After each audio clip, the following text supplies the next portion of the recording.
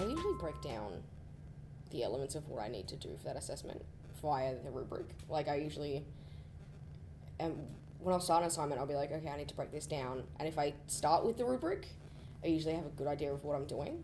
But sometimes I don't get the rubric. And then I have to email my lecturer and be like, hey, can I get the rubric so I can understand what I'm supposed to be doing? Like, I need to break that assessment down into those categories. And I think they're good categories because that's what the lecturer will be looking for anyway. So I think having those categories and doing it through the rubric will give me a better chance of having better marks and creating a better assessment. Yeah, I think the rubric is really useful when you pair it with the assessment task and you kind of categorize the things you need to do based on like what is expected of you. Yeah.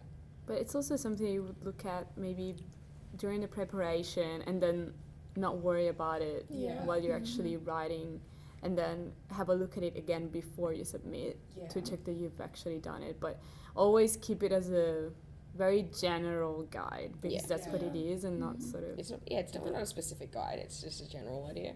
Like it usually keeps no on track. expectations from Yeah, actually that's what I do. I just like see the rubric really like general. I don't take it into consideration while I'm writing so much, and then at the end I'm just like ticking off like, I think I did this well, I think I did this well, and maybe I'll put more attention in this and maybe tweak a little changes, but I focus more on the question on the assessment. Yeah, especially with like The topics in assignment. like arts, I think you can't really follow a rubric that closely just because it's so broad and like For me, I feel the rubric has different parts for scores, and then we can know how to do the article structure. For example, they have 4 parts and have different scores.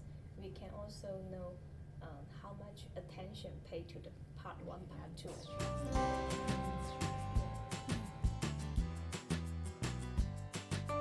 I've had instances where I haven't gotten the rubric until like the night before the assessment was due.